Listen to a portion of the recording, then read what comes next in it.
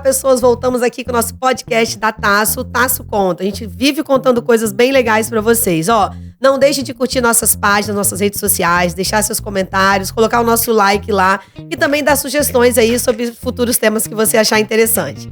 Bem, hoje aqui no nosso podcast a gente tem um convidado muito especial para falar de um tema muito importante a todos os empresários, que é regimes tributários possíveis para pessoas jurídicas. Hoje o nosso convidado é nosso parceiro, Augusto Mansur, advogado, né, amigo. E também assim, né, a gente advogado, a gente começa a tomar cuidado que a gente vai falar, né? Então eu já falei com ele que eu vou pegar leve nas perguntas, né? Pra gente não ter, botar ele nenhuma saia justa aqui. Obrigado. Então, né, Augusto, obrigada aí por você estar aqui com a gente no Tasso Conta. E obrigada pela sugestão do tema. Eu acho que é um tema super oportuno, né? Pertinente no país que a gente vive, né?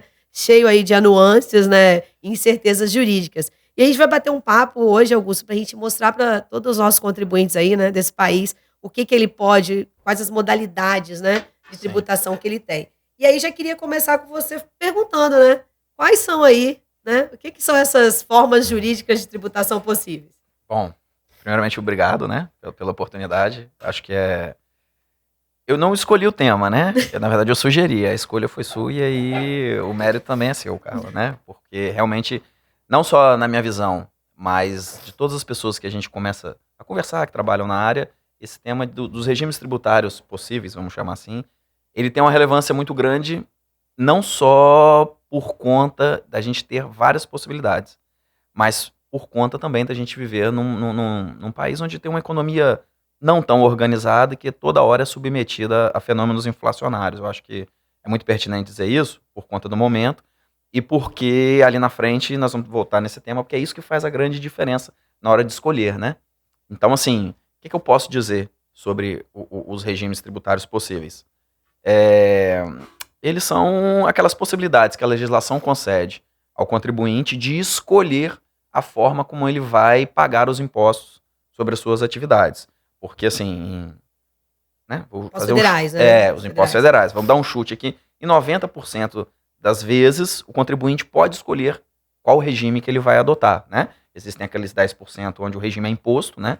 Ele está obrigado a escolher aquele regime em função da atividade, ou em função de um outro da empresa. Essas coisas todas. Mas na imensa maior parte das vezes, é uma escolha do contribuinte. E por que é importante?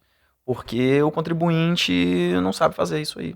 É a nossa função, é a função do contador, também a função do advogado, que tem uma interseção muito grande nisso aí.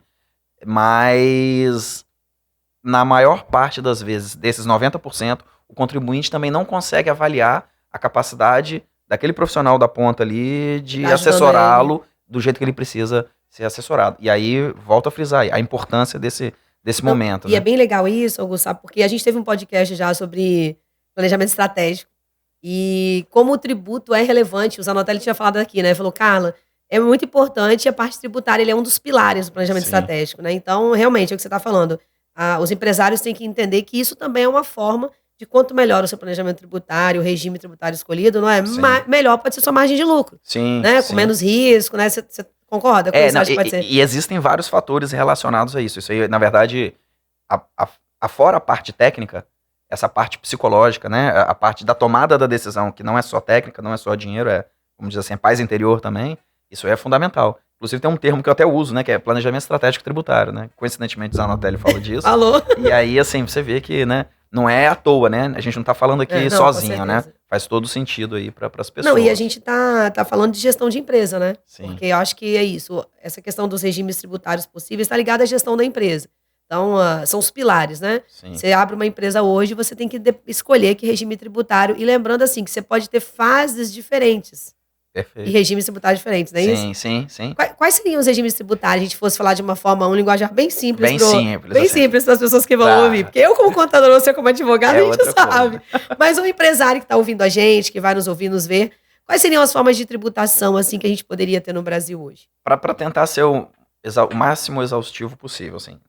Eu divido os regimes tributários em duas formas. Aqueles que têm os valores fixos e aqueles que não têm os valores fixos, né, na tributação. Como é muito comum, né, você está passando uma fase onde o empreendedorismo, uma fase econômica, né, onde o empreendedorismo está muito valorizado, a porta de entrada do empreendedor na tributação formal, vamos dizer assim, né, na economia formal e na tributação é o MEI. Então, o MEI é um valor fixo, né, o sujeito tem ali, tem todas aquelas limitações de valores, ele paga valores fixos por mês. Até um determinado montante de faturamento. E aí tá kit com fisco nisso aí, até a previdência dele, essas coisas todas. E aí a gente tem, depois desse ingresso, todas as outras formas de tributação, que é onde depois que o sujeito, né, cresce em termos de faturamento, de estrutura, né, que uma coisa vai puxando a outra. E aí eu divido essas formas de valores de pagamento, né, de tributos que não são fixos, que são variáveis, em tributação com bases de cálculo presumidas, geralmente sobre faturamento, e aquela forma de tributação que não tem a base de cálculo presumido, né, que seria o lucro real. Então a maior parte da nossa tributação, ela está nessas bases de cálculos de valores variáveis e com base de cálculo presumidas sobre o faturamento. Aí nós vamos ter o Simples Nacional, né, que é o comum aí. Que na minha visão, como contador, não tem nada de simples. Exatamente. Eu tenho um cliente que fala isso, o Simples não é nada simples. Nada simples. Temos o lucro presumido, que também pega um percentual do faturamento, né, e chega-se no valor tributado. E o lucro arbitrado, que é excepcional, mas também presume bases de cálculo com relação ao faturamento, é muito próximo do presumido, né? Só varia, conceitualmente, se a gente for levar a fundo aí, só vai variar o momento de utilização. E aí chega-se no valor tributado. Mas a gente pode ter essas 4 aí, independente dessa classificação, né? O MEI, que está aqui, MEI, Simples Nacional, lucro presumido e lucro real. E aí, a partir daí, o sujeito vai vendo, dentro do momento que ele vive, como você falou, né? Seja pela atividade, seja pelo tamanho do negócio, pela rentabilidade, faturamento. E aí, assim, acho que, como tudo na vida, nunca é uma coisa só, a escolha desse regime também nunca é uma coisa só, né? Pode mudar. E além de ter várias variantes, muda ao longo do tempo aí. Não, e você falou de lucro arbitrado. Eu conheço hoje empresas, e aí é verdadeiro isso que eu vou até comentar, que estão optando pelo lucro arbitrado, tipo assim, bem frequentemente, né? Por questões diversas. Não tem controle interno, fica mais barato do que ir pro lucro real. Sim. Como é que você acha que vai ser a visão do fisco daqui a algum tempo? Porque, na realidade, há permissibilidade de você auto-arbitrar, Sim. né? Só que o auto-arbitramento, na minha opinião, ele tem as condições para isso, né? Então, ou seja, eu mesmo vou desclassificar minha contabilidade ou o fisco vai entender que eu estou auto-arbitrando porque o meu lucro é muito alto e eu, em vez de pagar, e eu posso distribuir lucro com um arbitramento, em vez de eu pagar imposto sobre lucro real, eu vou pagar lucro arbitrado, que é mais barato, que é acrescido de 20, né? Você acha que isso pode dar um problema lá na frente? Assim, eu tinha feito um planejamento da nossa conversa. Agora que você foi aqui, eu vou lá na frente. Pode, né? Não, pode. Não, assim, e eu sou sempre a favor desses loopings temáticos, assim, né? Porque nunca é uma coisa só. Vamos lá. Escolher o lucro arbitrado em função de você não querer ter um gasto agora de controle, contabilidade, assessoria mesmo, né? Seja contábil, seja administrativa, seja jurídica. Fazer isso agora para realizar um lucro, vamos dizer, né? É empurrar um problema para frente, ou uma possibilidade. É se submeter a um risco que tem uma simetria negativa com o retorno que ele vai te dar e com o prejuízo que ele pode gerar, na minha visão. Por quê? Você vai arbitrar agora porque você não quer ter um controle melhor, ou não entende a necessidade de ter um controle melhor, e se submeter a um regime que já existe. Então, quando você faz isso, você realmente dá margem para o fisco entender que tem algum problema ali. E aí você se expõe de uma maneira que você não precisaria se expor se você tivesse... E se ele tiver tudo certo e mesmo assim optar pelo arbitragem? Aí eu não consigo nem entender. Para mim não faz nem sentido. Você tá tudo certo, né? A não ser que a margem melhore muito, eu acho difícil chegar no resultado que ele quer chegar por essa via, e não por outra que já existe, se ele tiver todo o conhecimento que pode ter. É bem legal, gente, isso que o Augusto está comentando, porque eu sempre costumo dizer, né, na nossa área de serviço, também comentei isso mais cedo em outro podcast, serviço, ele é muito difícil você valorizar ele. Né? Criar o valor é difícil. Criar um valor mesmo, é difícil. E aí, quando as pessoas também começam a vender que isso é uma alternativa factível para que o seu negócio tenha maior rentabilidade, porque você não... Tipo, eu acho que é um problema de muitos consultores e assessores quererem dizer para o cliente e para a empresa de que ele tem que segurar a rentabilidade e o lucro dele, porque senão ele vai virar um outro regime tributário. Não, acho que ele, pelo contrário. Se alguém chegasse para mim e falasse assim, ó, quanto mais lucro você tiver, melhor, daqui a pouco nós estamos chegando no real, hein? Pô, ficar super feliz. Né? Eu não tenho... Então, existe um desvio, vamos dizer assim, de mentalidade, né, do direito tributário, que é eu tenho que fugir ao máximo do real, porque eu não quero pagar estudo de imposto, mas eu estou lucrando o suficiente para aquilo. Então, muitas pessoas vendem que, em vez de você ser real, porque a sua margem é muito boa, você vai lá e vira arbitrado durante um período, depois você volta a ser real. Ou você faz aqueles milagres, sabe, Augusto? Assim, você vai falar de diferenças tributárias, das empresas, transforma 10 empresas de lucro real, você pega uma lucro real e transforma em 10 simples, né? Só que a nossa legislação tem fatores impeditivos para isso, né? E eu queria que você falasse um pouquinho dessas diferenças aí que a gente tem, assim, tributárias dentro dos métodos, né? As mais relevantes, né? Lucro presumido, simples, lucro real, para que as pessoas também possam entender um pouquinho sobre isso, que eu acho que é um dos fatores chaves, né? Para uma empresa ter um bom planejamento tributário, e um fator muito importante que você já comentou é que isso não é definitivo. Então, de repente, o cara contrata uma assessoria, vai fazer o primeiro e acha que acabou, morreu. Só que o mercado muda, sua forma de vender muda, sua margem de lucro muda, então, consequentemente, você tem que revisar o seu aspecto tributário. E aí eu queria que você falasse um pouquinho sobre isso, sobre essas diferenças tributárias, né? O que você entende disso aí, o que você sugere? Aí vou pegar um gancho no que você falou. Muda a empresa, muda a margem, muda os custos e muda a legislação, né? E assim, que aí para mim esse é o ponto de partida, é pra gente começar a traçar essa diferença entre o simples, o lucro real e o presumido e dizer por que faz sentido você estar bem assessorado nisso aí. Vamos lá, né? O simples vem criado, autorizado pela Constituição, em 88, antes a gente tinha um presumido, o real, né? Que eram em outros formatos, muita coisa mudou depois da Constituição de 88 para cá, e veio a figura do simples. O que aconteceu depois de 94, quando o governo federal do Fernando Henrique assumiu? O Brasil tinha lá uma possibilidade imensa de arrecadar, a divisão dos impostos lá, segundo os tributos, né? Dos tributos pelo STF em 5 categorias, e é importante entender essa distinção dessas categorias, porque elas impactam, não para nós, que nós vamos pagar, mas na distribuição da receita lá dentro. Os impostos, quando a União arrecada, eles são distribuídos entre os estados, os municípios, os impostos dos estados também os municípios participam, então tem uma repartição de receita diferente. As contribuições não. Elas estão vinculadas a atividades, a União arrecada, o estado arrecada, o município arrecada e fica para eles. De 94 para cá, o que o governo federal fez? Começa a criar, a descarregar a potencialidade arrecadatória dos impostos nas contribuições. E aí a gente vem vendo subir, né, a quantidade de contribuições. É muito importante as pessoas entenderem isso. A quantidade de contribuições vem subindo e os percentuais delas vêm subindo. Tanto é que hoje, onde é a maior discussão de tributos? Primeiro, sem dúvida, no ICMS, que é o tributo que mais arrecada, porque cada estado tem o seu, Parará, Pororô. Mas depois é no PIS e na COFINS, porque são as contribuições que começaram lá pequenininhas e depois elas vêm ganhando um outro. Por isso que tá difícil fazer reforma, será? Mas com certeza, sim. E já acho que não vem, né? Desse jeito que está proposto aí, não vem. Eu acho que uma reforma seria dentro do que já existe, que dá para melhorar, dá para ajustar, dá para racionalizar e você começar a unificar as coisas. Porque eles querem aumentar de novo, né? Exato. Na verdade, a proposta é para unificar, mas aumentando. Perfeitamente. Tipo a questão dos dividendos, né? Taxar os dividendos, como você muito bem falou naquele evento do Sebrae, que eu tava lá, eu lembro até hoje. Pô, criou a isenção da distribuição de lucros e dividendos, porque foi criado o adicional do imposto de renda de pessoa jurídica. Mas na proposta não tem retirado o adicional. Volta, mas nunca vai voltar, né? É infinito isso aí. Assim, e essa é uma percepção minha, assim. É sempre para aumentar. Então, porque as pessoas não conseguem...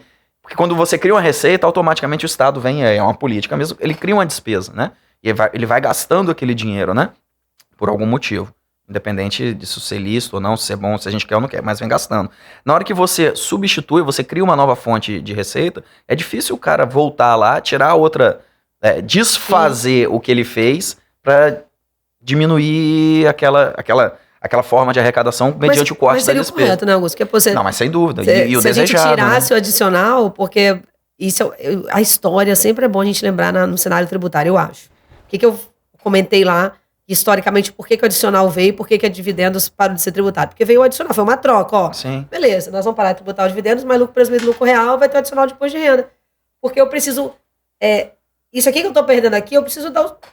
Eu não posso cair essa receita, porque vamos lá. Eu continuo tendo que bancar saúde, alimentação, sim. Educação. Então, eu preciso ter essa fonte aqui, né?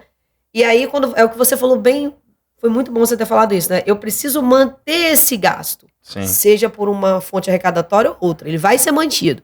Então, na hora que a gente volta com a tributação dos dividendos, mas não tiro, eu tô aumentando. Mas é lógico, essa reforma tributária vai aumentar o custo tributário, sem dúvida, sim. E assim, você pode a alíquota do PIS e COFINS unifica, mas vai para 12. Ao invés de 9,25, aí muda os critérios. Aí eles falam que é o equilíbrio. E aí muda os critérios de creditamento. Aí tem uma dúvida lá se as empresas... Aí vai gerar insegurança jurídica, porque a gente não sabe o que pode ser acreditado e o que não pode. Não é muito claro. Não posso abater mão de obra, que é o maior gasto de uma empresa industrial, comercial, de serviço. Na verdade, não resolve os nossos problemas, eu acho, né? Assim, eu acho que vai dar uma margem para discussão. Vai começar um novo ciclo de discussões judiciais. Porque todas essas teses tributárias que tem no judiciário, que estão acabando agora, né? Ou que tem essas teses filhotes, tipo ICMS, retirado da base do PIS da COFINS. Isso vem, né? Aquelas verbas indenizatórias. Isso tudo acontece...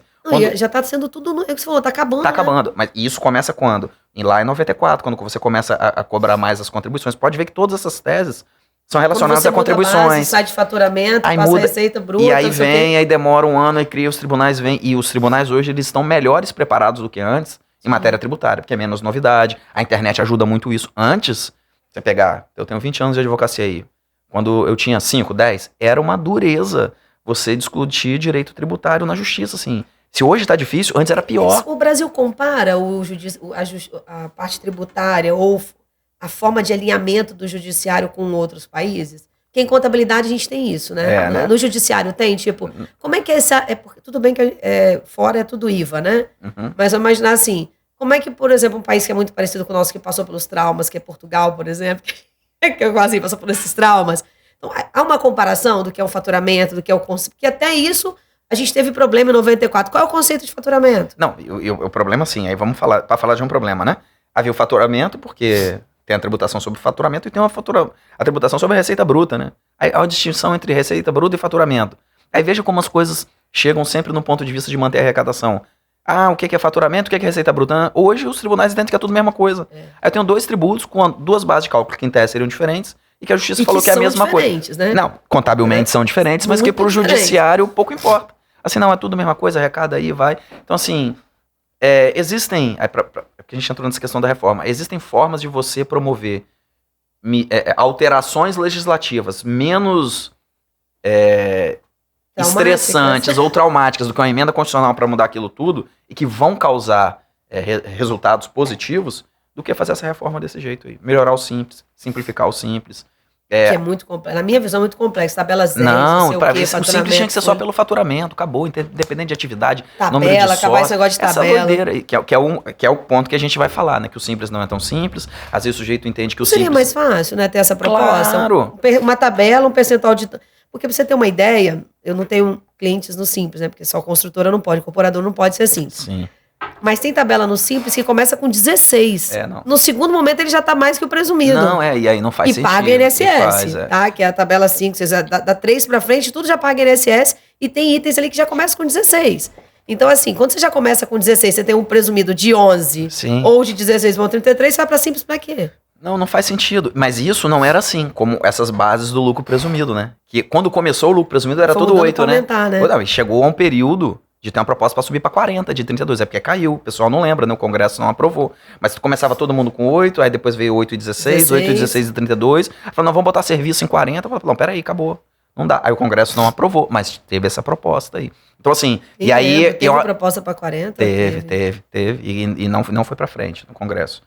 Assim, eu acho que o grande problema da nossa tributação, para falar de reforma tributária, é as pessoas acreditarem no benefício dessas bases de cálculo presumidas. Assim, sempre... E aí volta no problema da assessoria. O sujeito sempre vai para a base de cálculo presumida, o cliente, né, o contribuinte, porque é mais fácil dele entender. E assim, não tô falando que ele Mas nem sempre é melhor. Mas nem sempre é melhor. Assim, vou te falar que, na minha experiência, na maior parte das vezes, não é melhor. Não, e alguns, na realidade, também é assim. Tinha-se o conceito antigamente de que só se fiscalizava lucro real. Então todo mundo ia pra Tem essa lenda urbana tributária aí. E olha que loucura que é isso aí. Não, os falam assim, ó, eu vim aqui te procurar, mas assim, eu quero ser presumido, mas vamos fazer conta. Não, presumido não tem fiscalização, eu posso trabalhar e regular, o fisco não pega. Eu falei, não, meu filho, deixa eu te falar. Isso foi em 2020, tá? Esquece isso. Isso foi em 1996, 97. Não funciona isso mais não. Não existe, hoje é tudo integrado. E veja a loucura desse raciocínio. No seguinte, assim, hoje é muito informática, né? Então, assim, é muito mais difícil você fiscalizar uma pessoa que tem que tem débito e crédito, que que considera as despesas para reduzir a com apuração, certeza. do que o sujeito que presume o faturamento e aplica o alíquota. É muito mais fácil de fiscalizar isso aí. Com E assim, certeza. e o computador Não, consegue pegar todo mundo. Eu tenho uma amiga contadora que fala exatamente mesmo com você. Não faz Ela sentido. fala assim, Carla, eu detesto lucro presumido. A Renata agora tá em Portugal, inclusive, trabalhando. Ela fala assim, por quê? Meu Deus, dá muito trabalho. A contabilidade e o fiscal é muito diferente, dá muito trabalho, real é muito mais fácil. Contabilidade e tributária é igual. O que deu ali de lucro, a gente apura ali que tem ponto. Sim. É exatamente isso. O presumido, essa presunção, independente de ser simples ou presumido, dá muito mais trabalho e é muito mais fácil de fiscalizar. Né? Porque são declarações que é sobre faturamento. Pronto. E hoje elas se conflitam, né? Sim. Então, várias pessoas entregam declarações diferentes que vêm se complementar para cruzamento de informação. E aí que é o problema, né? O problema não está nem na sua forma de apuração, à luz do que eu vejo, assim, né? Da minha experiência com as fiscalizações. O problema está na inconsistência das informações, né? Na incoerência entre elas. Então, declaro uma coisa, você declara outra. E aí é o problema de organização, você precisa ter o sistema de controle, ele é um pouco mais complicado, e volta lá no começo desse tópico, essa é a grande diferença entre os regimes de apuração. Nós temos aqueles lá que não precisam de tanta organização, porque para mim, basicamente nada. Esse é o principal fator, para mim, né, do ponto de vista prático, né, é a necessidade de organização, a vontade do sujeito de se organizar. Esses que precisam, ou que não precisam de organização, podem ser presumidos, e os que precisam. E aí, a grande diferença, a tributária é só no caso concreto que a gente vai determinar, mas é que, simples e presumido, você não precisa de um nível de organização como você tem no lucro real. E aí o que acontece é que o sujeito começa vendendo, né? Ele tá ali para vender, depois vai. Tem um sistema que é presumido, que ele só pega o faturamento e aplica, e realmente a tabela do simples, todas elas, né? Pelo menos a maior parte, no começo, fazem um certo sentido tributariamente, que né? Depois não mais. A não ser o anexo 5 lá, que é péssimo, né? Mas, enfim, e depois não mais, só que aí ele já tá naquela presunção, ele vive, aquela presunção vira a realidade dele, mas né? Mas sabe o que é? Existe uma coisa aí muito interessante nessa questão tributária, que não é só o contribuinte, né? O contribuinte quer a facilidade. Dependendo do profissional contábil que ele tem, também quer a facilidade. Porque claro, quer ver uma coisa simples? Que existe nos regimes de tributação, presumido, pode ser de presunção, pode ser caixa ou competência. Também. Caixa é muito melhor. Isso é um negócio assim, é tão sutil, assim, é tão óbvio. Não, e caixa é muito melhor. Por que caixa é melhor? Porque, eu só vou pagar se eu realmente entrei com recurso. E vou para um outro lado, que não é nem talvez tributário, mas assim, quanto menos controle eu tiver, menos organização eu tiver, o que vai acontecer comigo? Eu também vou ter menos gestão, vou ter mais risco, né? Tá faltando um detalhe nesse meio ponto aí, sabe, Augusto, que as pessoas entenderem que eu também preciso aliar isso a algo melhor, né? Então, é mais fácil, mas será que vai me dar mais resultado? Lembrando que você falou muito bem, é também mais fácil ser fiscalizado. Sim, mas sem dúvida. Né? Então, eu acho que as pessoas estão deixando um pouquinho isso de lado, né? Achando que só é importante um lado e o outro não. Existe muita... Assim, eu gosto de falar assim, né? Quando você vive a presunção, ela passa a ser a sua realidade, né? E as pessoas vão repetindo essas presunções e isso vai se tornando a realidade. Aí, como a nossa área é uma área muito técnica, pega aquilo que a gente estava conversando no começo, você precisa explicar, né? É difícil você criar valor, porque o sujeito demora a entender, então é mais fácil para ele entender o simplificado. O que já veio, que as pessoas repetem, que todo mundo repete, do que ir lá e entender e tal, né? E fazer a escolha do regime melhor, porque às vezes pode ser a presunção, pode ser melhor, mas muito... Tem alguma diferença básica no contábil, ok, mas no jurídico, assim, tem alguma diferença básica, as diferenças principais entre um regime e outro? Elas vão ter toda uma interseção com o contábil, né? A diferença é, basicamente, no simples, porque você tem gradações, a gente bota o simples, o lucro presumido e o lucro real. No simples você paga tudo de uma vez só, né? Você pegou o faturamento, aplicou a alíquota e acabou. Muito embora a legislação venha criando tributos pagos separadamente. O pessoal do anexo 4 lá, nós, da advocacia, a gente paga ali e tem que pagar o INSS patronal por fora. Deixa eu dar uma dica para vocês. Só uma dica para vocês, advogados.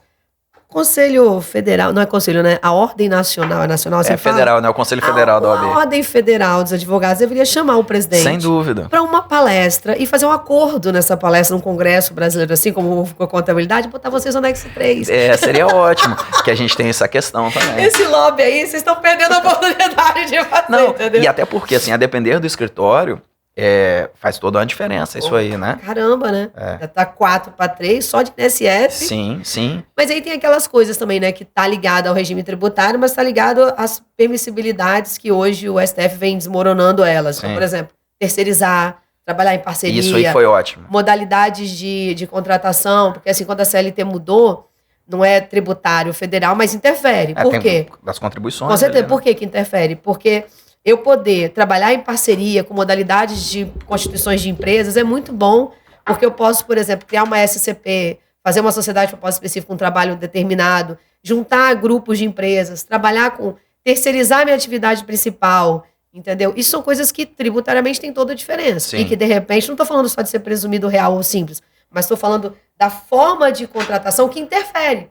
Porque quando você entra para fazer um serviço desse numa empresa, você tem que saber como a empresa trabalha.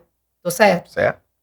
Então o cara não vai te contratar como advogado, sei lá, e ele não. O que é melhor? Tá aqui meu faturamento. Não. E isso é importante dizer. É tudo customizado, né? Assim, não tem receita de bolo. Você tem um ponto Sim. de partida normal ali. Mas assim, cada mergulho é um flash, como diz o outro lá. Cada empresa é uma história, cada negócio. E daqui a 6 meses, como você disse no início, pode mudar. Muda. Porque o mercado pode tomar como a gente aconteceu nos últimos 2 anos, né? Eu acho que a gente nunca passou por uma mudança de comportamento. Sim. Mesmo quando a gente saiu, sei lá, de 96 para 2005, por exemplo, vamos dizer assim, esses foram os 10 anos de muita mudança. A gente nunca passou por uma mudança tão robusta de comportamento como na pandemia, Augusto. Também acho. E aí uma mudança não só de consumidor, né? Mas de até como você vender para se manter. E aí a diferença tributária ela é gigantesca.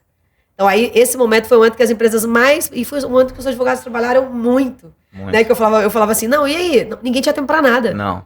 E assim, e nós vivemos essa realidade lá no escritório. Assim, hoje, assim, muda tanto a forma de você abordar, de você entregar o interesse da pessoa sobre o seu conteúdo, como a distância ficou encurtada, né? Hoje a gente trabalha em 8 estados diferentes aí. Assim, daqui de Vila Velha, né? E assim, inimaginável isso em outro contexto. Eu tenho cliente no Piauí. Então, tá vendo? Então assim, isso aí... Inimaginável, realmente, porque é um serviço de pessoalidade, né? Sempre foi dito como isso, né? Tanto a advocacia quanto a contabilidade são serviços de pessoalidade. Então eu não conseguia me imaginar prestar um serviço para alguém fora do Espírito Santo, porque a pessoa tem que me conhecer, tem que conviver comigo, tem que fazer reuniões presenciais. Sim. E hoje isso mudou. E mudou para planejamento também, né, Não, Augusto? Totalmente. Tipo assim, porque eu acho que assim, tirou o medo de você entregar uma informação pra pessoa que, em tese, seria sigilosa. Eu ia fazer uma pergunta. Vou fazer uma pergunta pra você. Faz. Bem, eu tenho um sócio que é advogado, né? E ele fala assim pra mim, nunca acredite no que o cliente faça, peça documento. Exatamente. O que ele faça? Peça documento. Quando o cliente está fora, você vai fazer um planejamento tributário de regime tributário, como é que você faz com a qualidade das informações? Assim, é um pouco de presunção, né? Assim, você pede as informações... Tem que tomar aquilo como verdade. Tem que tomar aquilo como verdade. E aí você ir questionando o cliente, enfim.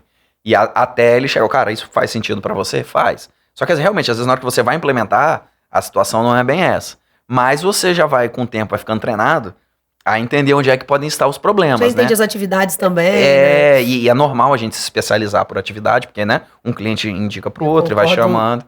E é assim, e aí é importante até pra nossa saúde, né? Física e mental. Você eliminar o estresse da novidade, da surpresa grande, quando você tá num ramo e depois pula pro outro. Na verdade, quando você vai repetindo aquilo ali, é um pouco podemos até falar disso, de posicionamento, de estratégia mesmo. Nossa, é super importante isso que você tá comentando, não só pra quem tá ouvindo a gente, mas sim pra nós mesmos como profissionais. Sim. Eu defendo a mesma bandeira. Eu acho que a gente tem que especializar. Eu falo assim, nós vamos atender todo mundo, mas a gente não vai necessariamente trabalhar para todo mundo. Por isso que a parceria é legal. Exatamente. Porque o cara procura o Augusto, porque o Augusto é fera em regime tributário. Sim. Mas vamos supor que o Augusto é muito bom agronegócio e indústria. É isso. E aí eu vou vir com o Augusto para construção civil. Cara, não, ele nunca mexeu na área, é outra coisa. Lá tem um regime, aquele regime de tributação especial, que é outra coisa também, entendeu? Para falar de regime, né? A construção civil tem isso aí. Então, assim, eu falo isso lá no escritório, que a advocacia tinha muito isso, né? Escritório de advocacia, advogado, corrige tudo. Eu falei, não, cara. E assim, foi uma inflexão que eu tive. Eu falei, só vou fazer tributário. E aí depois eu falei, só vou fazer tributário relacionado a isso aqui. Tem coisas que vêm, eu sei fazer, eu sei orientar, mas não cabe mais hoje, né? Porque é tempo, porque é energia. Isso que eu ia falar, o time é diferente, a energia que você vai despender é diferente. Muito legal isso. Augusto, essas diferenças operacionais dessa escolha. Vamos lá.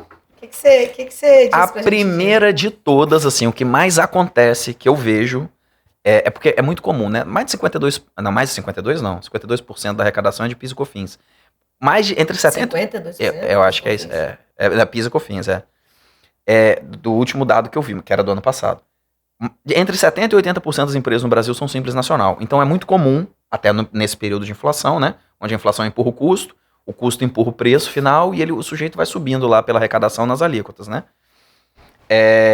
As empresas virem do Simples, se preocuparem com isso quando estão no Simples, aí tá estourando o faturamento, ou, que essa é uma outra coisa que o Simples não é simples, tá estourando o sublimite, né? Porque assim, eu vou falar, né? Vou dar só uma explicação. Isso aí não é simples nunca. Isso é loucura, isso acabou. Pra mim é, no mínimo, descabido. Não. Se é simples, é simples. Por que você tem que ter 2 limites de faturamento? Mas aí colocaram isso e aí ninguém questionou isso na justiça, não tem não tem questionamento sobre a constitucionalidade disso ou não, e o simples é que esse é o fundamento jurídico do STF para tudo. O simples é um benefício tributário. Então, mas ou você lei, gente. mas ou você adere ou você não adere. Então, todas as condições ruins ou que pioram que estão ali, tipo tributos... Você que escolheu. Você que escolheu. Você pode sair. Você pode Mas sair. não é assim, né, filho? Quando a gente escolhe casar, a gente pode separar, né? Vamos aqui pra nós entender, né? Aí. Eu, por exemplo, sei bem disso, que já tô no terceiro. Então, assim, eu acho que é isso. Não tô com esse fôlego, não, mas... Mas eu acho que as escolhas podem ser modificadas de acordo com todo momento, todo o conjunto. Mas, né? Carla, não há a compreensão de que o Estado, a nossa sociedade, pega a nossa conversa do começo ali, que o Estado vem para servir a sociedade. A minha visão, a gente tem um entendimento, a gente vive uma cultura aí um pouco... Eu vejo essas séries do Netflix da época, da Idade Média lá, eu sinto que é a mesma coisa. Não.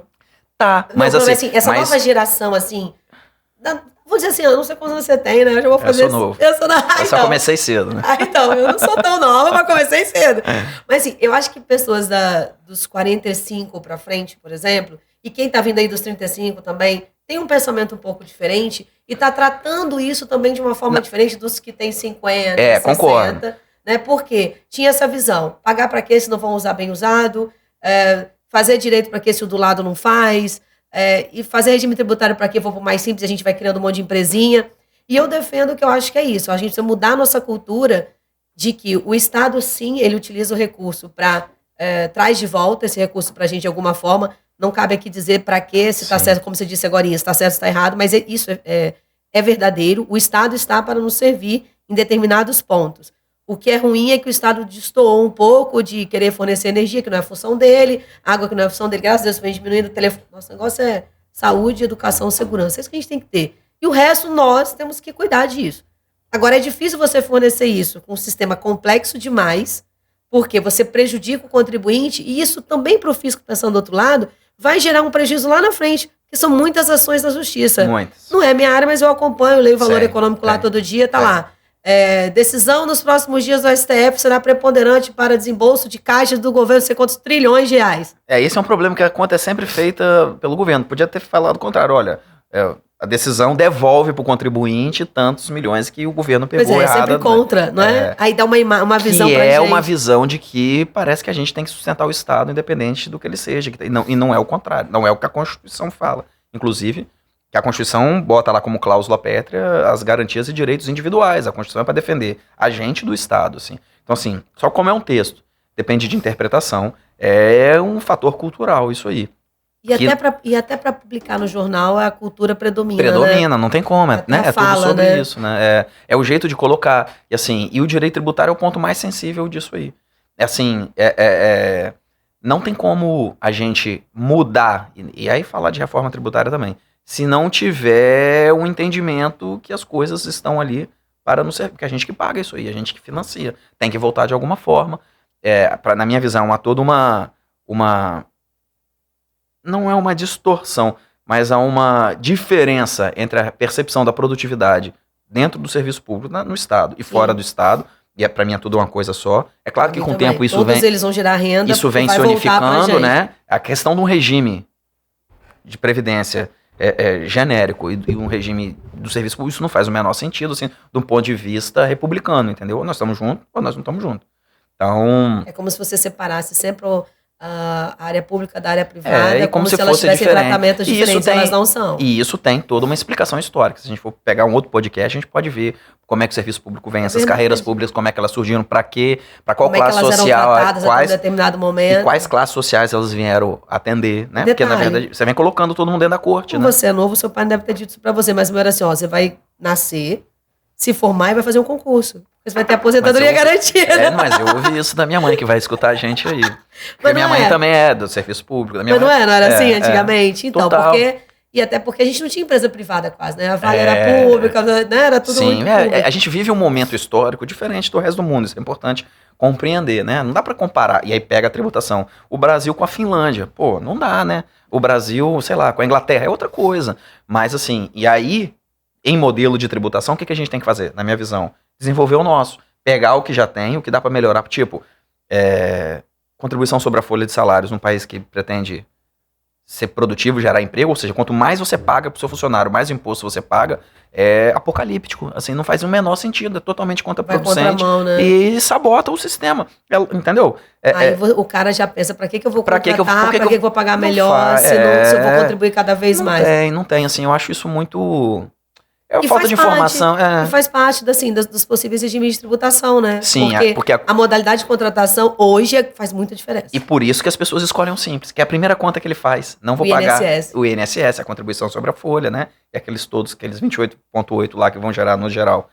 É essa conta que o empresário faz, por isso que ele vem para cá. E aí veio realmente a questão da reforma trabalhista, permitiu terceirizar a atividade fim. Então você pode... É uma pena que a gente está perdendo muito, né? Quando vai julgar, né? Quer dizer, foi feita toda uma reforma e tem muitos julgados que ainda não foram efetuados. Sim. Então, quer ver uma coisa contraprodutiva também? A questão que foi permitida com a reforma do prêmio. Como ia ser regulamentada de um jeito, aí caiu a MP. Aí não tem regulamentação ainda. Tem um monte de gente usando. Uhum. Tá usando certo ou errado? Não sei. Não sabe, Mas tá usando. Enquanto não decidir ainda, vai ficar sempre né? Sim. E isso a gente tem que ter pé no chão, né, Augusto? Você da área tributária, né? Tipo assim, você não acha que o jurídico tem que sempre orientar? Eu acho que a gente tem que ser robusto. Eu costumo dizer assim, que ser robusto e ser arrojado em decisões financeiras é importante, mas sempre com o pé no chão. Eu acho que pensando o melhor e o pior cenário. Sem dúvida. A gente é calculador de risco, né? Assim, a tomada da decisão é do cliente, assim, a gente pode... E o risco é calculado hoje, né? Amanhã ele muda, depois ele muda, enfim, né? Para melhor ou para pior. Mas a própria questão do prêmio é uma figura que vem para não gerar, para remunerar o empregado sem a incidência de contribuição previdenciária. E engraçado é que o prêmio, por exemplo, você pegar restaurantes, pessoas que têm serviço que tinha o nosso... Porque não, mas dá um podcast isso aí, hein, que paga gorjeta. Gorjeta. Tem. No mundo inteiro você vai tirar a gorjeta do bolso e dá pro cara, né? No mundo inteiro. Aí no Brasil, inventaram de tributar essa porra desse negócio. Aí você chega num restaurante... Mesmo que o cara receba em dinheiro, ou seja, eu estou dando a parte, o governo vem e fala, não, para isso, é faturamento. Sim, não, você tem que pagar imposto sobre isso. Isso é louco. Cara, mas peraí, eu proibi no meu estabelecimento de receber, mas o cliente entregou para você. Não, juridicamente isso é doação, né? Em tese, né? Ele tá não, mas é sério. Não é faturamento da empresa. O cara, você tá proibido e ele tá... Não, mas aí doação vai pagar 4% do TCMD. Vai atrás do cara, ó. Você tem o CPF e o endereço dele, me dá aí. Assim, porque a gente, né, fica pensando no plano da legalidade. Você concorda? Concordo. Que assim, é absurdo um órgão vir e falar bem assim, não, ó, isso é faturamento, tem que pagar ICMS, Simples Nacional. Cara, mas foi uma liberalidade do cliente. Sim. No meu estabelecimento tá escrito, proibido... Gorjeta. Eu não te cobro. Sim. Então, assim, isso está tendo um impacto muito significativo nas empresas da área de bar e restaurante. Com certeza. Porque, e aí tem essa discussão dentro do próprio Simples, né? Se compõe o faturamento, se não pode, o cara recebe por dentro, recebe por fora. E assim, e aí volta... Porque eu gosto de frisar muito, o Simples não é simples, né? Não. E aí estoura o sublimite, aí também tem todo esse problema, mas... São essas coisas que a gente tinha que resolver. Gente, olha que legal. Ó, viu, pessoal, como a gente vai... Tributar é o mundo, né, Augusto? Eu sempre costumo dizer. Você falou aí dessas diferenças operacionais. Isso, como é que vamos lá. Vamos lá falar um pouquinho mais disso. Isso. Primeira grande coisa, assim, volta lá que a gente estava nesse ponto, é a mudança do Simples Nacional para um outro regime. E a maior parte, na minha experiência prática, dos clientes vem para promover essa mudança ou começa a pensar nessa mudança não pelo problema dos impostos a serem pagos, mas pelo problema societário, né? Ele abriu uma empresa, abriu outra, no Simples tem a limitação. Tem a limitação societária, você não pode ter mais de uma empresa no Simples. Começa até a nascer parente para abrir. Isso, aí bota o nome da tia, do primo, do irmão, do filho, do cunhado, aí separa e o cara fica com medo. O problema vem daí, assim, né? O sujeito não se preocupa com o tributo, ele se preocupa com a questão societária. Então esse é o primeiro problema operacional que acontece, que o Simples Nacional impõe, né? Porque você pode ter mais de uma empresa no Simples, desde que você some os faturamentos, né? para se manter dentro do limite. E nem ter mais de 10%, né? De uma outra empresa e tal. Perfeito. Só que, porque qual é a questão? Isso a lei veda, mas a Receita não fiscaliza. Né? Sim, é muito fácil ela fiscalizar, inclusive. De cruzar. Um cruzamentozinho pequeno de informação. E aí, qual o risco disso aí? O risco é que o sujeito. Mas eu acho que não faz até de propósito. Pode ser, mas assim. Porque senão então vamos acabar com isso. Podia acabar, tira esse negócio, entendeu? Já que não tem, já que não roda, pra que vai deixar isso aí, né? São essas coisas que precisam acontecer. Então, mas assim, o principal problema que eu vejo é esse, quando vem. Operacional. É operacional. Assim, depois o principal problema é quando o sujeito realmente extrapola o sublimite, aí ele começa a pagar o ICMS ou ISS por fora, que é por fora. Aí a conta já não bate, o simples, né?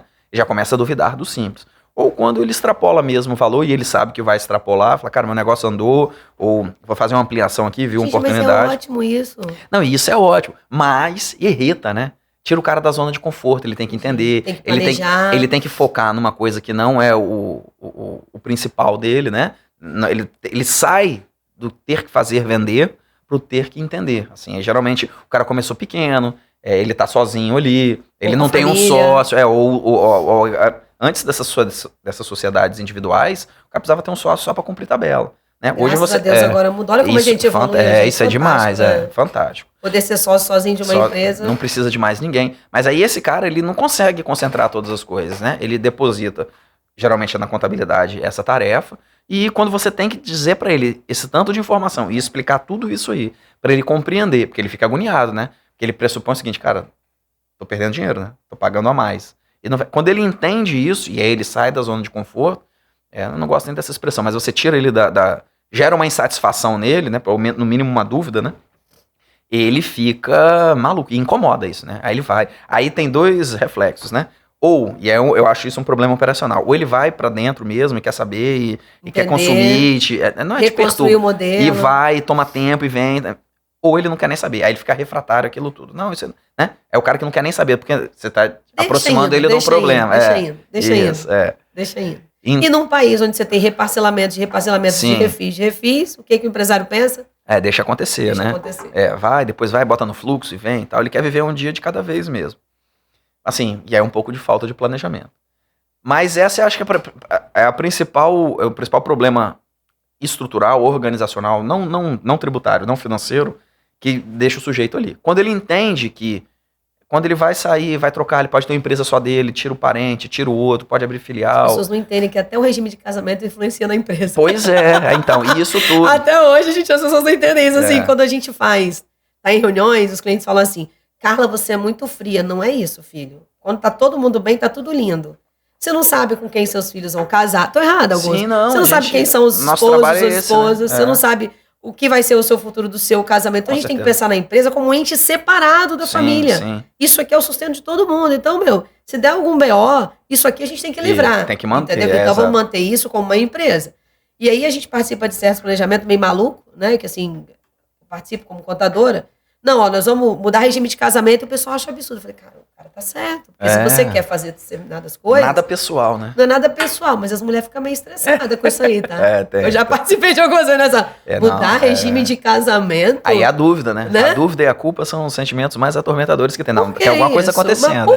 Vai separar de mim, né? Mas por que isso? Não, porque tributariamente a gente vai fazer uma reorganização societária e vamos pensar, não, mas mesmo separado, se eu morrer, você tem... mas acontece que você pode não morrer.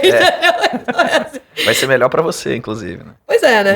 Dizem que assim, é melhor morrer do que separar em vida. É melhor ficar viúvo do que separar em vida. Não, mas eu te perguntei das diferenças operacionais, porque elas são muito importantes para o empresariado. E essa é a primeira, societária. A segunda, que vem também, problema de compartilhamento financeiro entre as empresas. Geralmente o cara tem 2, 3 empresas. Elas poderiam... de despesa. Ou de dinheiro mesmo, né? Sobra mais em uma, sobra menos na outra. Porque quando ele chega até a gente, ele não tem... Para ele é tudo uma coisa só. Ele só fez os CNPJs diferentes para botar no simples ali, ou para não... Resumido. Ou para não comprometer uma com a outra, o investimento é diferente. Mas chega uma hora que ele tá girando o dinheiro, ele tá contando com o dinheiro de uma na outra. E não pode, né? Assim, se você manda esse dinheiro... Ele tá ligando essas empresas. Exato. Que quando você sai do simples, ou vai pro lucro presumido ou pro lucro real, você pode ter matriz e filial e deixa o pau quebrar. A não ser que, né, as atividades sejam diferentes, os regimes sejam diferentes, enfim. Né? Não haja incompatibilidade entre as atividades, ele pode colocar tudo junto e tratar tudo junto, como ele internamente já trata. Esse é um segundo fator. E o terceiro fator, que às vezes nem é tão comum, porque existe uma possibilidade de informalidade, sobretudo no setor de alimentos, né? Mas outros não. É o compartilhamento do estoque, né? Quando tá todo mundo junto, é um estoque só, acabou. Você precisa aqui, manda para lá, precisa daqui. É muito comum, por exemplo, eu trabalho muito com restaurante, assim, né? Você vê um restaurante aqui, o cara tem 2, 3.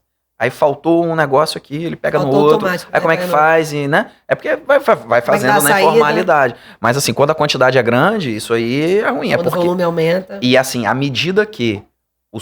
Não, mas aí vai dando problema no estoque, tá? Porque daí aonde eu vou faltando um aqui, como é que eu tô vendendo uma coisa que eu não tinha mais? Mas porque a maior parte dessas empresas é do simples, o controle é pequeno, e ainda não há um controle tão grande da Receita Federal com o estoque. Mas Por enquanto. E isso caminha para isso. Daqui a pouco que tiver SPED... Depois que esses SPEDs aí... Não, acabou. O cara vai saber o que entrou e o que saiu. E assim, e vai ter muito problema. E não é só restaurante não, tá? A empresa que presta serviço e vende mercadoria e usa na prestação de serviço o insumo da mercadoria que ele vende também, isso também é muito comum. Sim. Porque ele não consegue controlar o estoque de prestação de serviço e o estoque da venda corretamente e transfere de uma empresa para outra, que é o mesmo grupo econômico, porque isso é uma questão bem interessante que você falou aí, que é isso que você quer dizer, né? Quando você tem aquele grupo econômico, mesmo que controle direto ou indiretamente, a gente sabe que é o grupo econômico, né?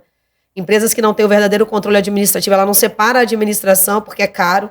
Imagina se eu tivesse um administrativo para cada loja. É nome de pessoas diferentes. Sim. Mas se eu tivesse um administrativo, era muito mais caro. Então, manter um administrativo único que fornece para cada loja. Na minha visão, como um contador, é muito fácil fiscalizar. Quem é que faz contas a pagar dessa empresa? É a empresa do José. E dessa daqui? É a empresa do José. Opa, então todas são do José. E a empresa lá é do muito José fácil. Para mim é muito fácil, né? Falta, acho que a Receita só não quer pegar, porque também para ela é fácil. E tem várias coisas que, assim, que além de não querer, ou não faz sentido, acho que meio que defasou, né? Ficou defasado, porque a prática da economia, né? Torna isso aí, não que vá... Ficou em desuso. Em desuso, mas era essa palavra que eu não queria usar, mas porque, desuso, porque tecnicamente não é o correto. Não, mas ficou em desuso, exemplo, tá lá, e eles não fiscalizam. Então, não, por exemplo, eu, você, minha empresa, sua... mais 3 empresas. A gente pode hoje terceirizar o financeiro. A gente criou uma empresa, eu e as minhas amigas criamos uma empresa de terceirização de financeiro. Então eu não preciso ter um contas a pagar e receber. Eu posso ter só uma tesouraria. E aí eu passo isso para alguém que não tem nada a ver com a minha empresa, que pode ter um monte de cliente junto. Então como é que a Receita vai fiscalizar isso? Sim. Ficou meio em desuso, né? Sim. Eu posso ter uma central de... Um marketplace, por exemplo. Você está numa central... vendendo coisa de um monte de gente, recebendo toda aquela receita, compartilhando, não é? Então... Não, essas empresas que repartem pagamento também, né? Tipo, você vai hoje num show aí, é isso, né? Você passa lá, é uma empresa que recebe, que aí ela já faz todos os pagamentos. Tem até as cartões de crédito separados. Sim, tudo. Você passa numa coisa, é verdade. Então, assim, de shows também é assim. O que a nossa reforma tributária precisaria, só para fazer um adendo, é se adequar ou buscar eliminar esses problemas que são, assim, como você disse, estão em desuso, né? Essas coisas que ninguém usa, nem a própria Receita Federal usa mais, assim, e fala, cara, isso aqui não dá mais. E aí a gente vai ter um novo panorama para ter um fôlego, né? Mas se resolve, por exemplo, a questão da contribuição sobre a folha de salário, como eles querem, a proposta do governo, né? Tira isso aí, porque tem um problema da responsabilidade fiscal, né? Vamos botar mais uma contribuição sobre o faturamento, sobre a receita bruta, sobre vendas da internet, sei lá, um nome que for, né? Porque é mais fácil fiscalizar o faturamento. Então tá, tudo bem. Criou. Resolveu aí, pra mim, mais de 30% desses problemas o cara escolher um regime ou outro, porque esse dado não vai acontecer. Não, e sabe o que é? Você falou que trabalha com restaurante. Sim, tudo que você está comentando, muito importante, né? As pessoas estão ouvindo a gente. Mas existe uma modalidade muito usada nos Estados Unidos, em São Paulo já tem alguns locais, que você compartilha a cozinha. Uhum. Aqui tem também, tá começando, então, né? Aí você tem 2 restaurantes diferentes, usando a mesma cozinha, né? Por que as pessoas fazem isso? Pode ser do mesmo dono ou não. Eu posso ter pessoa que eu confio e falar, vamos montar a cozinha junto? Eu tô um restaurante um do lado do outro, dividido por uma parede, usando a mesma cozinha que está lá atrás, com os mesmos funcionários. E tenho que ter o quê? Controle de estoque. Sim. É isso que eu tenho que ter. Porque eu vou ter linhas, esse restaurante aqui é comida japonesa, esse aqui é árabe.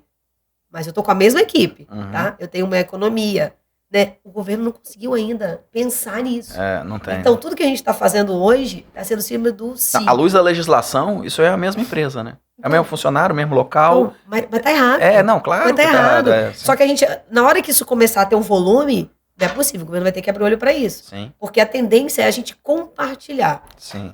Trabalhando, não é? Claro. A tendência é compartilhar, porque reduz custo. Sim. E aí é por isso, eu tô pensando aqui porque eu já tô linkando com uma coisa que você falou, escolher o regime tributário não é só, sabe, porque o faturamento é mais simples.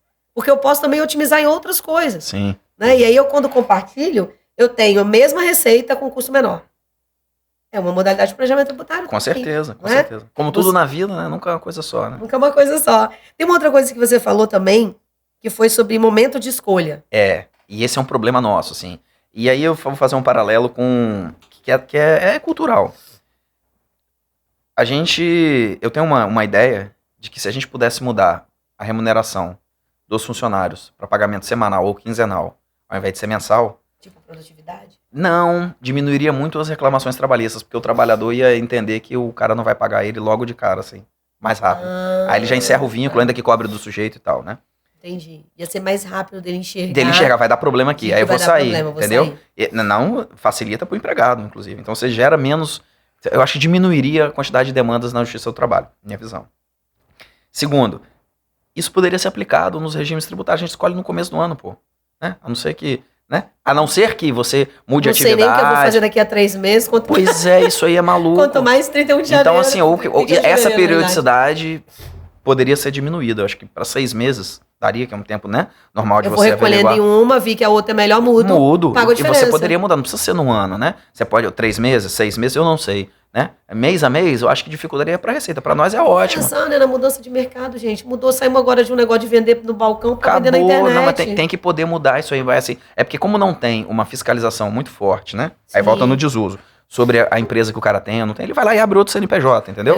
Aí começa tudo de novo, aí faz essa doideira tudo. Mas você poderia criar aí começa a pensar naquilo que você falou no societário, no não sei o que, para poder aquilo ser viável. E aí coloca o nome, é o jeito, né? É o jeitinho, sim, né? Funciona, dá certo, mas... Por que a gente não formaliza esse negócio aí, ou diminui essa periodicidade?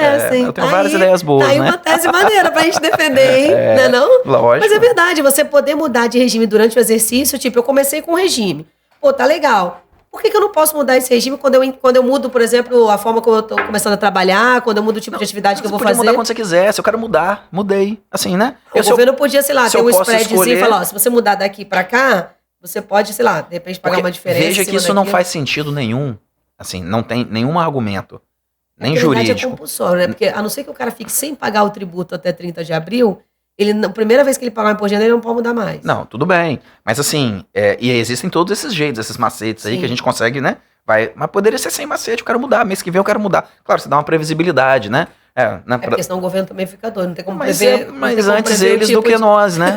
Assim, mas não é, porra, não vai ter como você prever o tipo de onde você vai gastar, porque eu tô vendo X empresas no Simples, daqui a pouco lá no preço Mas veja que rentabilidade passada não é garantia de rentabilidade futura. Não, o governo só projeta. Então, assim, ele projeta, o gasto tá ele projeta a receita e projeta o gasto. E aí, assim, e qual a diferença do sujeito trocar ou dele encerrar o faturamento de uma empresa e abrir outra você entende? Se você vai pensar, vai dar no meio. Assim, se você for pegar as grandes empresas, onde tem uma arrecadação relevante individualmente falando, o cara já fez essa conta, ele tá pronto pra isso. Assim, ele tem uma previsibilidade maior, ele tem uma assessoria melhor, você entende? Ele tem uma robustez maior no aspecto tributário, contábil, o problema tá na base, o cara que tá ali no Simples, né? Que tá na receita média, que é o faturamento. Só lembrando, né, Augusto, que 95% das empresas no país são que sustentam, né? Na realidade, que tem maior volume de emprego, né? Que giram mais. E eu tava falando isso em outra podcast, é o seguinte, as pessoas têm que entender que o meu mercado não é só direto. Entendeu o seguinte, se eu produzo um serviço contábil, você um serviço jurídico, alguém, através de mim, produz outra coisa. Sim. Então a gente gera uma cadeia de valor no nosso entorno muito grande. Sem dúvida. Então o governo não pode pensar só naquele ponto, ele tem que pensar nesse contexto todo, né? É igual quando você cria incentivos. Pô, vamos lembrar que você vai e destina um pedaço do seu imposto de renda pessoa física, por exemplo, a Estatuto do Idoso ou do FIA, lá da criança. Quando eu faço isso, eu estou gerando emprego do outro lado, eu estou gerando projeto, eu estou fazendo o mercado local se movimentar. Eu vou pagar do mesmo jeito. Sim. Eu acho que falta um pouco isso você falou logo no início, falta um pouco da consciência nossa, da influência que tem isso aí. Sim. Porque se as pessoas tivessem uma consciência melhor sobre isso, elas iam entender o impacto que volta para ela. Exatamente. Ela não entendia o impacto, aquilo volta para ela de alguma forma. Porque às vezes não consegue enxergar, né? Pois é, porque ela acha assim, eu vou dar... Quem disse que aquela instituição é confiável? Cara, mas ela volta para você. Né? Isso é muito importante, você falou no início. O que você acha da troca de regime? Você acha que ela não só poder ser feita a qualquer momento, mas como que você acha que as pessoas devem fazer Eu acho que a pessoa deve... é um processo de educação, conscientização, né? O que a gente está fazendo aqui, né? O que você faz nos seus outros meios, o que eu faço nos meus outros meios, mas isso é constante. Tem que ser constante, né? Então tem que ser periódico. E ser periódico passa por você criar, vamos chamar assim, aqueles pontos de equilíbrio de cada negócio, né, de cada atividade, e que quando eles forem atingidos, vai acender o alerta. Lá, cara, agora eu tenho que avaliar. Então acho que a iniciativa é do sujeito. Tem a nossa parte só a gente pode fazer, né? É muito do cliente, do contribuinte. Do sujeito, porque você não tá lá dentro todo dia, né? Exato, e não tem como, assim, né? Porque... Você também não acompanha a execução da atividade diária. E como o nosso negócio é muito específico e é customizado, você precisa entender a realidade do cliente. Você tem um limite de tempo ali, né? O tempo é um só, vamos dizer assim. Então, o que é necessário fazer é que o sujeito esteja atento para aquilo ali, né? Existem vários pontos de equilíbrio. Sabe como é que as empresas querem corrigir isso? Popularmente, não. Em vez de terceirizar, vou botar dentro. Não dá. Sinto muito te dizer, amigo, não funciona. E não importa quem ou o quê, não desmerecendo o conhecimento técnico, mas o que acontece? Quando você está dentro, você fica no dia a dia, você não analisa e não faz a gestão daquele processo. Não adianta. Eu conheço muitas empresas de médio porte que têm jurídico interno e o jurídico não faz o que tem que ser feito. O cliente fica frustrado porque acha que vai fazer. Não vai. Porque, na realidade, a empresa consome ele na área administrativa de tal forma que ele não consegue pensar, planejar, ele só consegue executar. E a gente sabe, né, Augusto, que quem executa, quem somente executa... não pensa. Não pensa. Assim, não é arrogância, não, mas não tem tempo. Não, é verdade. Né? É verdade, a energia está concentrada. A energia está concentrada na execução. Então, por que tem aqueles jargões, né? Quem só gerencia equipes não faz nada, o que é mentira. É uma verdadeira mentira. Sim. É que, na realidade, quando a gente traz... Quando as empresas trazem... Não, é verdade. Porque isso é igual a gente que é professor. O cara fala, professor, o senhor trabalha ou só dá aula, né? Não, mas isso é um trabalho, pô. Né? Não, mas é porque, assim, você... Assim, não, aquele cara ele só gerencia pessoas. Pô, mas não é fácil gerenciar pessoas não, gente. Isso é tudo, né? Então, tudo assim, sobre as pessoas. Com certeza, ele tem que saber o mínimo do que aquelas pessoas estão executando. Sim. Porque se um levantar a mão e falar assim, não consigo fazer... Não, peraí. Vamos trabalhar nessa área tributária aqui, porque, isso aqui, por isso que você consumido no operacional, você não consegue pensar. E tem outro fator aí também, Carla. Quando você não está dentro de um negócio específico, você está lá do lado de fora olhando tudo que está acontecendo. E olhando o benchmark também, né? Olhando como é que os outros... como é que tudo funciona. E, assim, a capacidade de trazer novidades é muito mais. Você está é o que eu falo lá. Eu sempre falo isso. Está na fronteira do conhecimento ali, né? O negócio está evoluindo e você está indo junto. Se você está preso no lugar, isso não dá. Perfeito. Você falou um negócio bem legal, fronteira do conhecimento. Quando a gente está dentro da empresa, a gente fica muito habituado em resolver problemas diários.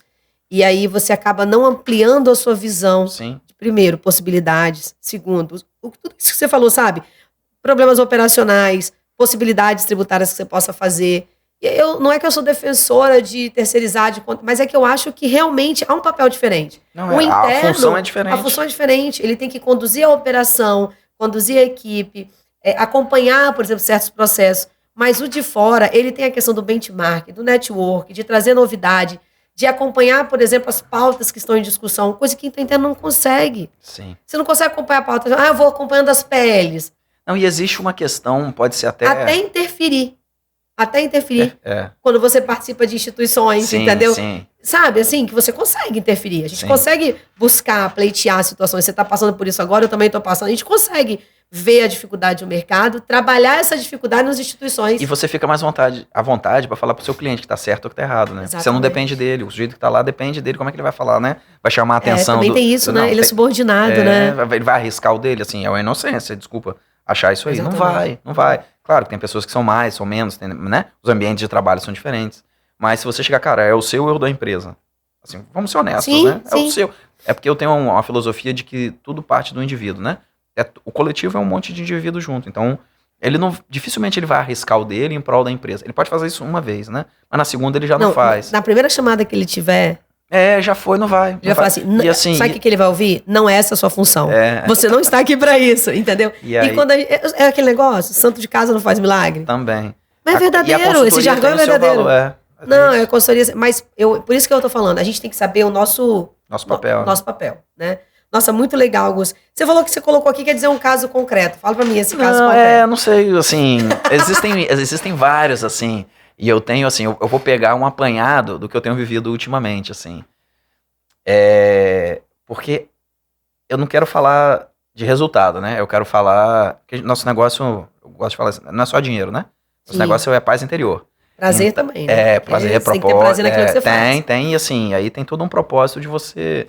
Cada um tem o seu, né? O meu é de libertar o sujeito. Quando a gente chega lá, muda a atividade dele, a parte tributária, ele continua fazendo a mesma coisa e rentabiliza mais o negócio, eu já acho que eu tô libertando ele dessas amarras desse mundo onde as contas vencem, né? Porque se ele tem mais recurso financeiro, ele faz o que ele quiser, ele contrata mais gente, enfim. Esse é o meu propósito com isso. Então, assim, eu sinto, quando dá o retorno do cliente, no começo ele vai na confiança, porque ele não entende o que você está fazendo, né? Ele vai fazendo, vai vendo, né?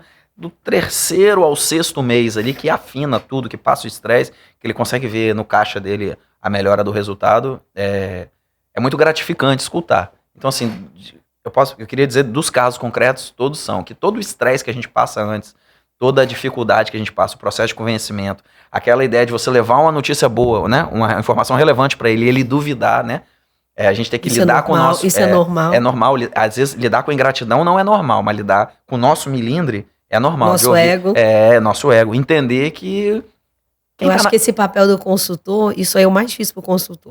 Mas assim, todo mundo que pensa na frente tem que entender que não tem diferença entre estar errado ou estar certo antes do tempo. Sim. Então assim, a gente tá na frente. Então nesse processo as pessoas vão entender depois. Eu tava falando sobre isso hoje de manhã. Então, que legal. É verdade que é difícil você ouvir o não. Sim. E sim, você está errado. Você sabendo muitas vezes que você pode estar certo ou você está certo. Mas existe um milindre, existe o nosso... seria medíocre a gente dizer que a gente não tem um ego, né? Sim, não, todo mundo tem. Todo mundo tem sua vaidade, então, lógico. E seria medíocre a gente dizer que não é ruim quando um cliente fala pra você e diz que você não confia no que você tá falando. Mas eu já acho normal, assim, faz parte. Ele é uma vítima disso tudo que tá aí, entendeu? A gente tá ali pra ajudar. Na verdade, ele não detém o conhecimento daquele assunto e vem um outro e fala pra ele, eu acho que poderia ser isso. E vou dizer mais, Augusto, a gente pode aprender com esse outro, né? De repente tem alguma coisa que você não viu, que esse cara recebeu essa outra informação. Exatamente. Aí você também tem que toda hora ficar desconstruindo. É difícil? Mas o que eu queria falar dos casos concretos são os últimos que eu passei, assim, né?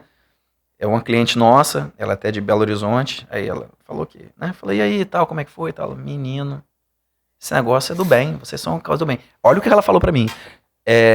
Eu achava, sua raça, né? Assim, como assim minha raça? Um advogado, aí pega você falando que advogado é um bicho que o pessoal acha que vai sempre se aproveitar da gente. Mas isso que você está entregando aí, impressionante, isso aí, que coisa boa e não sei o quê. Queria te agradecer dentro da minha fé mesmo, acho que nada acontece por acaso e tal. Eu nunca tinha recebido um retorno com esse tom messiânico, assim, entendeu? Sincero. E assim... Não só comercial. Não, ela achou que é uma providência divina aquilo ali, porque pegou ela no momento, melhorou e não sei o que e tal. E isso foi ótimo, assim. Essa é uma. Faz bem, né? É ótimo, porque assim, é o propósito, né? É o que você tá fazendo, né? É o que você quer, você entregou. A pessoa compreendeu o valor do que você faz. Compreendeu a entrega, né? E aí ela te entendeu, né? Eu acho que no final das contas é tudo sobre isso, na vida, né? As pessoas se entenderem e estarem juntas. E isso cria uma conexão. Uma outra situação, é um cliente que também é meu amigo, depois de anos, eu fiquei assim, mais de ano, tentando explicar pra ele, não sei o que e tal, enfim. Aí a gente fez uma primeira, ele tinha um monte de loja, a gente virou ele do Simples pro lucro real, e aí depois teve uma outra modificação na legislação que beneficiou o lucro real, uma redução de alíquota lá, aí fizemos. Aí quando eu fui dar essa notícia pra ele, que era o segundo pronto bom, ele olhou, falei, e aí, cara, você não ficou satisfeito não? Ele falou, rapaz, não, você me salvou, mas agora eu fiquei pensando o tanto de tempo que eu passei pagando errado isso aí. Aí eu falei, ele falou, não, mas tá ótimo e tal, entendeu? Aí eu falei, não, então a vida é pra frente, aquelas coisas. Então, assim, os casos concretos, é só direito tributário aqui, você vai pegar ali, organiza, né? É o processo de reorganiza e vai de novo e faz e vem. Mas assim, o sentimento de gratidão das pessoas, assim, quando elas entendem, nossa senhora, é isso aí que eu gostaria de falar, assim, que é muito gratificante do nosso trabalho. Motiva você, né? A continuar estudando, continuar prestando serviço. E continuar dando atenção para as pessoas. Porque assim, se você for parar para pensar, o que a gente pode fazer, a quantidade de gente que precisa disso aí, não faz sentido você ficar insistindo numa pessoa se você não tiver uma questão de melhorar a vida daquela pessoa. Se o seu negócio não for aquilo, não vou desistir daquilo, né? É claro que você chega num ponto que o cara fala, cara, essas são minhas condições. Isso não dá pra fazer. Então tudo bem, não dá. Mas ele tomou a decisão de não estar com você. Eu acho que muitas das minhas decisões, dessa tomada de onde que eu tô, o que faz a gente estar aqui, né? Que a gente parar, eu escrevo no final de semana. Então assim, não sofro por isso, entendeu, Carla? É prazeroso. Sim. Você Então, gosta do que você faz. E porque tem a pessoa do outro lado lá. Você quer atingir alguém, você quer entregar. Você quer conectar com o outro, pra você conectar com o outro, você tem que estar interagindo. Não, mas faz parte. E é tudo sobre estar junto, né? Não tem jeito, né? Tem que estar junto. Porque se você fosse só, a gente se entregava, tá lá, é mais frio, né? Tudo bem que tem cliente que não gosta. Você vê como é que a geração é diferente, tá vendo? Você sabe que antigamente a gente não tinha esse conceito de aproximação, de estar junto, né? E eu sempre falo para meus colegas de profissão, eu falo, o grande desafio entre você, profissional contador, e o mercado de hoje é que você não está junto. Sim. Você não perde o cliente porque o outro cobrou menor honorário. Você perde porque você não está junto. Sim. Pode ser que ele lá na frente veja que o outro é igual a você e o outro também vai perder. Sim. Eu acho que essa conexão é que as pessoas têm que entender de que tudo fica mais fácil, mais prazeroso para ambas as partes quando está conectado. E esse sentimento de gratidão é natural quando a pessoa vê que você está se dedicando para tornar a vida dela melhor, empresarialmente, e muitas vezes, Augusto, até pessoalmente. Né? Não, mas faz toda a diferença, a gente acaba sendo o consultor também pessoal. Sim. E você torna um empresário seguro, pessoalmente ele vive muito melhor. Lógico, não, ele enxerga isso em outra pessoa. A autoestima dele melhora, né? Ele tá ali amassado, tudo dando errado, é cobrança o tempo inteiro. Você fala, cara, ó, você tá fazendo assim, mas nós vamos virar essa chave aqui, ó. E apertar aquele outro parafuso ali e tal, e vai ter... Não, o cara não acredita também, né? Sim. Mas assim, aí na hora que vem, eu falo assim, que a ficha cai. Assim, é porque agora a gente tem muito mais reunião online, essas coisas. Mas quando as reuniões eram mais presenciais, o momento, o clímax da reunião pra mim, assim, ou da entrega do resultado, é quando o cara dava o sorriso. Você entregava ele sorria, assim. Porque foi o sinal que a ficha caiu, que ele entendeu, né? Isso aí é legal demais. Então, os casos concretos, todos, no final dos contos, eles se encerram ali. Nas pessoas, entendeu? Assim, é trabalho, é reconhecimento, é dinheiro, é tudo isso aí. Mas a questão de você fazer virar isso dentro do sujeito, ele entender que ele pode viver melhor, do jeito que ele já estava vivendo, que, assim, tá ali, né? Não tá distante. Esse é o verdadeiro resultado do caso concreto. E a gente tá aqui para isso, né? Exato. Não é? Para isso que a gente tá aqui nessa situação. Olha, Augusto, foi muito legal ter você aqui. Nossa, mas... E já vi que a gente tem... gente, já vi que a gente pode ter muito podcast com o Augusto aqui, tá? Que eu, menino, tenho conhecimento do cão aqui, tá? Eu falo muito, né? Não, mas você tem, assim... E veja como você vê um assunto, né? Regimes tributários, que para contadores e advogados já tá muito claro, mas a gente não tá falando para eles, Sim. né? Como é que é legal a amplitude que você pode dar numa conversa, né? E a quantidade de itens que podem surgir dali. Mas eu gostei muito de você falar desse lado humano. Eu acho que tá faltando isso um pouco para os prestadores de serviço. Entender que o maior retorno é a satisfação do outro lado. E não é financeira, que foi uma coisa que você colocou bem legal. Porque a pessoa, claro, você quer ter mais resultado, você quer melhores resultados. Mas essa satisfação pessoal deixa a gente muito mais engrandecido, né? Sim. Do que só a financeira. E você cria uma relação ali, né? Assim, pessoal, aí, inclusive. De amizade. É claro que o dinheiro é importante. A gente trabalha com dinheiro, todo mundo tem que pagar as contas, enfim. Mas se não tiver uma pessoa do outro lado lá, não é a mesma coisa, né? É igual quando você lida com alguém que é intermediário nas empresas maiores, né? O cara que é um gestor, ou quando que é o dono da empresa. Esse pessoal, onde você lida direto com o dono, é tudo diferente, assim. E assim, eu gosto, bem ou mal, eu gosto de gente, né? Não tem jeito. Augusto, obrigada por você estar aqui, tá, com a gente nesse podcast. Muito bom ter você. Espero te ter mais vezes, né? E todo mundo aí que tá nos ouvindo e nos assistindo, gente, nossa, um tema super legal. E que pessoa humana que Augusto não conhecia esse lado dele, tá? Só bem, que ele bebe cerveja, eu já sei que a gente também bebe junto, gosta, vinho e tal, mas não sabia esse lado tão humano assim. Que legal. Fico feliz, parabéns, né? Obrigado. Por esse seu jeito de encarar, né, o profissional. Fiquei surpresa, vamos dizer assim. Legal. Nós estamos aí para surpreender positivamente. Claro, né? Tá vendo? É isso que vale a pena. É isso que vale a pena. Então tá, pessoal, a gente volta no próximo podcast aí, já no Tasso Conta.